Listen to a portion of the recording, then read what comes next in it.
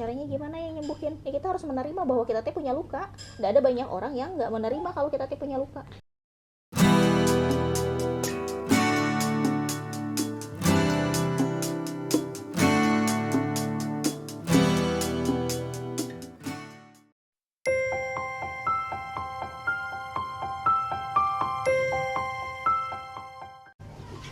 Bun, mau nanya deh.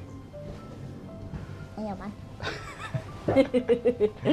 Sambil nikmatin langit sore hari. Ini kita kan udah nikah hampir 15 tahun ya, Desember nanti 15 tahun. Kamu pernah ngerasain nggak, baik kamu sendiri atau aku sendiri gitu ya,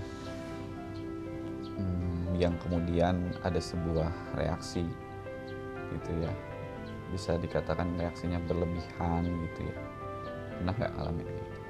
Lebay. Bukan aku ya yang lebay. Ya kan aku yang lebay. Ah, gitu ya kamu Salah, ya. harusnya aku yang nanya. Oke. Iya, berarti kamu pernah ya? Iya. Oke. Abi pernah nggak ngalamin reaksi pasangan yang lebay? Ya sering gitu. Nah, menurut kamu reaksi kayak gitu tuh murni sebuah spontanitas aja gitu ya? Karena misalkan Reaksi apa dulu?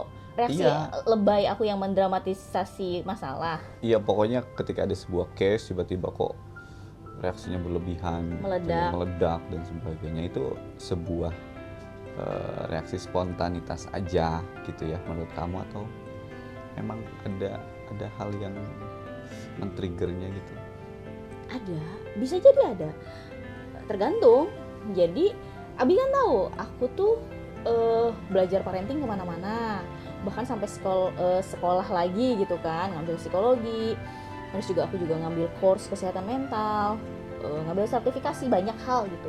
Tapi kalau lagi ke-trigger, emang kelakuan aku jadi assalamualaikum, ini Ani yang solihah. Kan kadang juga kalau lagi meledak mah meledak gitu. Nah apalagi sebelum aku belajar tentang terapi pemaafan ya, meledaknya kan bisa jadi luar biasa. Jadi apa sih faktornya? Jadi gini. Karena apa sih? Jadi gini Pak Erik. Jadi ceritanya kayak gini ya. Jadi ketika misalnya seseorang bawa luka, kehala. Seseorang ini tentang luka. Iya. Bukan reaksi spontan. Bukan. Karena kalau reaksi spontan itu juga sebenarnya pasti ada triggernya. Misal nih, kan kita beda didikan ya. Aku tuh dulu besar dengan suara kencengnya mama gitu kan, bahkan juga sedikit cubitan dan sebagainya. Ketika anak lagi tantrum, Abi masih bisa jauh lebih sabar karena memang Abi nggak pernah dapetin pukulan dari orang tua. Nah kalau aku kan dulu pernah tuh dipukul sama orang tua. Rasanya ketika anak tantrum itu tuh pengen mukul gitu, rasanya tuh pengen nyubit gitu. Bahkan aku juga sering teriak gitu karena memang aku sering diteriakin. Nah pola itu nggak hanya sekonyong-konyong, nggak hanya tiba-tiba atau ujug-ujug muncul bawaan dari lahir, enggak. Itu tuh pasti ada triggernya, pasti ada sebabnya. Jadi nggak ada tuh pola yang tiba-tiba. Ada akibat kejadian hari ini, ya pasti ada sebabnya. Kenapa? Nah, itu kan tentang luka. Jadi ibaratnya kayak gini, Bi. Aku misalnya ya, dulu sering dimarahin sama ibu aku. Itu tuh belum bisa maafin. Jadi kayak mama ngelukain aku. Misal ini mah contoh ya, ngelukain aku seret aja. Dengan cacian, dengan makian gitu. Nah terus itu tuh belum disembuhin, tapi aku tutupin. Suatu hari Abi tuh nyenggol luka aku, nyenggolnya dengan misalnya nggak sengaja bilang, ih kamu gendut banget. Misal itu kan mungkin menurut Abi biasa aja, tapi karena aku dulu sering dicaci, sering dihina, teh kayak lagi nyenggol lukanya. Kan Abi cuma nyenggol, tapi karena di tangan aku sudah ada luka sebelumnya, reaksi aku jadi meledak. Reaksi aku jadi lebay, jadi berlebihan. Ya, luka yang belum sembuh gitu ya, ke sodet lagi. Enggak ke sodet, kesenggol. Senggol. Betul. Darah lagi. Yes. Separah itu. Maksudnya sebuah luka masa lalu gitu ya, yang belum sembuh atau belum kelar. bisa betul-betul mempengaruhi hubungan antara suami dan istri gitu ya? Banget. Bukan hanya karena faktor ilmu aja? Enggak, jadi kan gini, kita tuh kan manusia itu dibekali oleh Allah itu, emang sih otaknya emang cuma satu gitu ya bentuknya, tapi sebenarnya ada berbagai macam jenis di kepala kita tuh. Ada amigdala ini otak hewan ya, reptil, apa sih namanya, mamalia. Ini sumbernya tuh di amigdala nih. Jadi si amigdala ini otak reaktif, penting adanya amigdala, karena kalau nggak ada amigdala kita nggak bisa reaktif, nggak bisa cepat memutuskan sesuatu.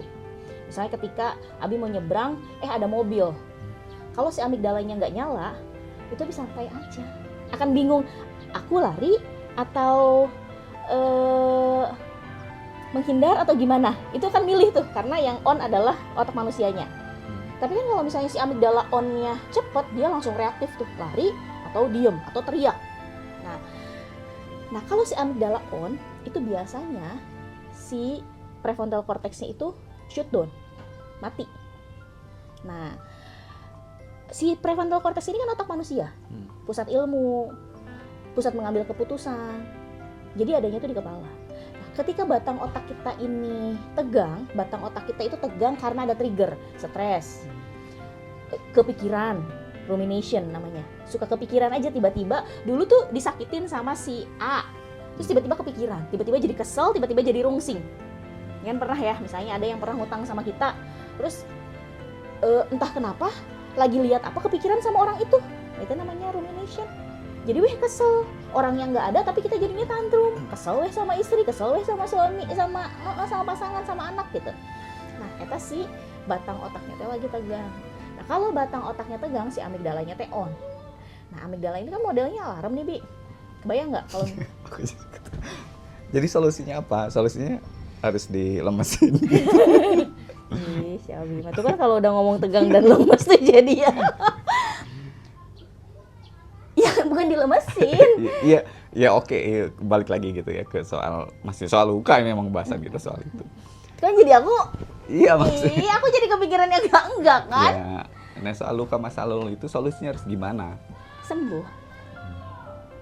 Harus sembuh. Gimana caranya? Ya tadi kan ada luka nih, biar mau kesenggol juga nggak apa-apa ya, kita harus nyembuhin dulu. Caranya gimana yang nyembuhin? Ya kita harus menerima bahwa kita tuh punya luka. Nggak ada banyak orang yang nggak menerima kalau kita tuh punya luka. Jadi satu hal yang pertama kali harus dilakukan adalah menyadari bahwa kita terluka. Iya sih, ini banyak orang yang decline ya. Kamu juga. Menganggap bahwa I'm fine. Abi kenapa menganggap begitu?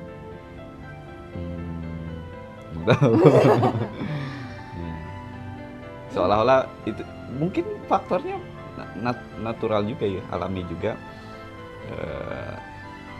bahwa gue harus tetap kuat gitu. Faktornya karena itu aja, jadi lebih ke faktor internal untuk menguatkan diri sendiri gitu. Jadi mungkin urusan akhirnya ya tidak sadar bahwa sebetulnya dirinya sedang terluka gitu ya. Berarti langkah satu adalah dia harus menyadari gitu. Iya. Yang kedua, mengambil keputusan.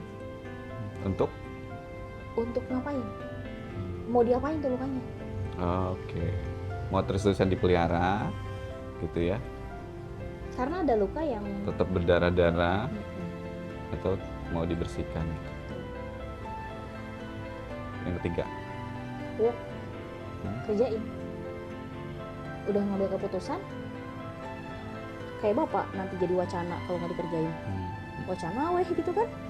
Ya, kalau sudah pertama disadari, kedua diambil keputusannya, ketiga dikerjain.